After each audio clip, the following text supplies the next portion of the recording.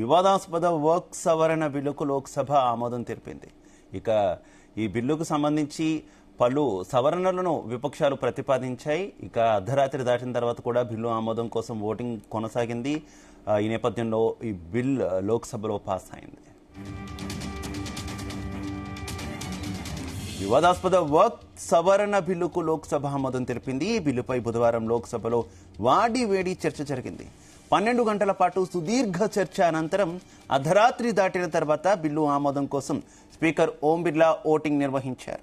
అనుకూలంగా 282 మంది సభ్యులు ఓటు వేయగా 232 మంది సభ్యులు బిల్లును వ్యతిరేకించారు.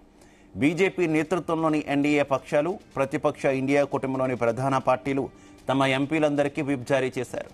గురువారం వాక్ బిల్లు రాజ్యసభకు వెళ్లనుంది. ఈ బిల్లుపై చర్చకు ఎగువ సభలో 8 గంటల సమయాన్ని కేటాయించారు. ఇదే విషయానికి సంబంధించి మరింత సమాచారం మా చీఫ్ న్యూస్ కోఆర్డినేటర్ రాధాకృష్ణ అందిస్తారు. రాధాకృష్ణ. Good morning Shiva.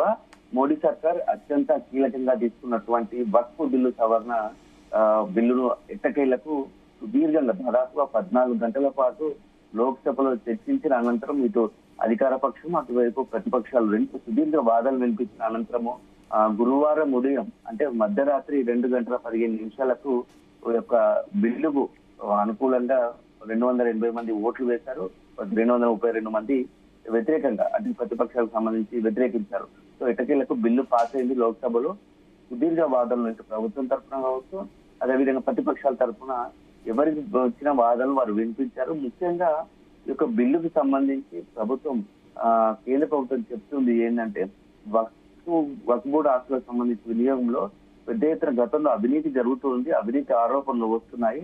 ఈ అవినీతిని నియంత్రించడానికి మేము ఈ యొక్క వక్ఫ్ బోర్డు సంబంధించి బిల్లులో కొన్ని సవరణలు చేపడుతున్నాము, దానికి సంకల్పించాము.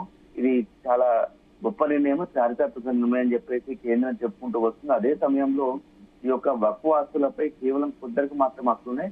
ఇప్పుడు అందరికి మహిళలతో పాటు ఇతర అన్ని వర్గాలకు వక్ఫ్ ఆస్తులు అగాని కావచ్చు, బోరాలు, పస్మాండా ముస్లింలతో పాటు మహిళలకు కూడా భాగస్వామ్యం కల్పిస్తున్నాము. ఇది చాలా గొప్ప నిర్ణయం అని చెప్పి చెప్తా ఉంది.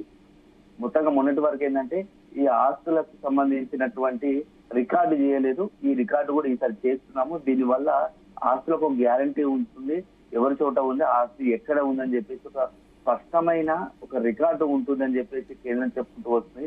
ఈ సవరణలో ఇవన్నీ చేయగలుగుతున్నాము. అదే విధంగా అత్యంత కీలకమైనది ఏంటంటే ఇప్పటి వరకు మహిళలకు భాగస్వామ్యం లేదు వక్ఫ్ బోర్డు ఆస్తుల్లో. ఇప్పుడు మేము మహిళలకు కూడా ప్రాతినిధ్యం కల్పించాము. దీంతో లింగ సమానత్వం మహిళలకు అదేవిధంగా పురుషులకు అందరికీ ఒకే లింగ సమానత్వం తీసుకువచ్చాము. ఇది అని చెప్పుకుంటూ కేంద్రం చెప్పుకుంటూ వస్తుంది. విదేశాల్లో కూడా ఇలాంటివన్నీ నిర్ణయాలు ఉన్నాయి. మన భారతదేశంలో కూడా దాన్నే ఫాలో అవుతున్నాము. దీన్ని అందరూ కూడా ఆమోదించాల్సిందే అని చెప్పేసి బీజేపీ అదేవిధంగా కేంద్రం ఎన్డీఏ ప్రభుత్వం చెప్పుకుంటూ వస్తుంది. మరోవైపు దీనికి భిన్నంగా కూడా ఇటు ప్రతిపక్షాలు కావచ్చు, ముఖ్యంగా ఎంఐఎంతో పాటుగా కాంగ్రెస్, ఇతర ఇండియా కూటమికి సంబంధించిన పలు పార్టీలు కూడా దీన్ని తీవ్ర స్థాయిలో వ్యతిరేకిస్తున్నాయి. మోడీ ప్రభుత్వం కొంత ఒక వర్గాన్ని టార్గెట్ చేస్తూ ఇలాంటి నిర్ణయాలు తీసుకోవడం సబబు కాదు. దేశంలో అందరినీ సమానంగా చూడాల్సిన, రాజ్యాంగంలో అందరికీ చట్టంగా సమానంగా చూడాల్సిన అవసరం ఉంటుంది. కానీ మోడీ ప్రభుత్వం కొంత ఒక వర్గాన్ని టార్గెట్ చేసినట్టుగా వివరించడం సబబు కాదని చెప్పేసి ఎంఐఎంతో పాటు కాంగ్రెస్ కొంత ఆరోపించింది. దీనిపైన లోక్సభలోనే ప్రభుత్వాన్ని నిలదీసే ప్రయత్నం చేసింది. ముఖ్యంగా వక్ఫ్ బోర్డులో ముస్లిమేతరులకు కూడా ప్రాతినిధ్యం కల్పించడం అంటే ఇది కేవలం ముస్లింలకు సంబంధించిన హక్కులను కలరాయడం అని చెప్పేసి ఎంఐఎం వాదిస్తూ వచ్చింది. కేవలం వక్ఫ్ ఆస్తిని సెంట్రల్ డేటాబేస్ లో విధంగా నమోదు చేయని పక్షంలో వాటికి సంబంధించి కోర్టులో ఆశ్రయించే అవకాశం ఉంటుంది.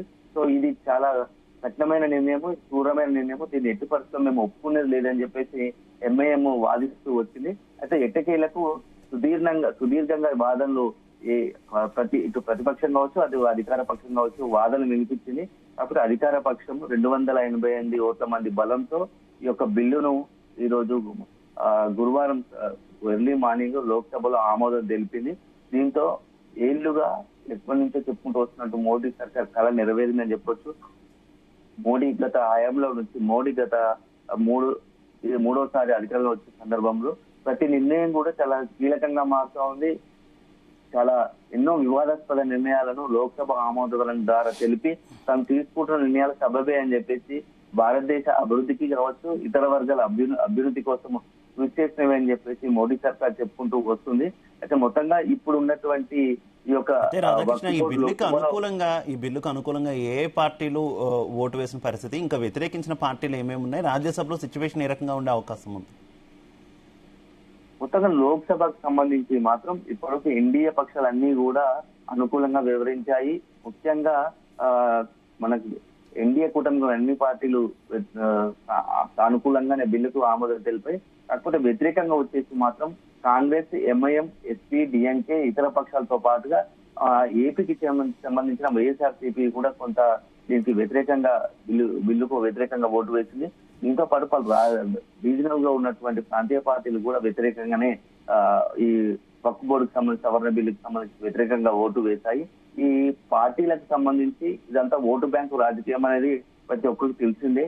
ఆయా రాష్ట్రాల్లో ఆయా పార్టీలకు అనుగుణంగా కొంత నిర్ణయం తీసుకున్నట్టుగా తెలుస్తా ఉంది. సో ఎన్డీఏకి సంబంధించి బీజేపీ కొంత క్లారిటీగా ఉంది. మా మొదటి నుంచి కూడా మేము ఈ బిల్లుకు సంబంధించి ఒకే నిర్ణయం తీసుకున్నాము. ఎట్టి పరిస్థితుల్లో సవరణ చేపట్టాల్సిందే, సవరణ ద్వారా కొన్ని కీలక ప్రతిపాదన తీసుకురావాల్సిందే. అది వక్ఫ్ బోర్డు ఆస్తులకు సంబంధించి గతంలో అవినీతి కావచ్చు, ఇతర చేతుల ఆక్రమణకు గురై ఇప్పుడు అట్లాంటి పరిస్థితి ఉండదు. వక్ఫ్ బోర్డు ఆస్తులకు సంబంధించి పూర్తి స్థాయి రికార్డు ప్రభుత్వం దగ్గర ఉంటుంది.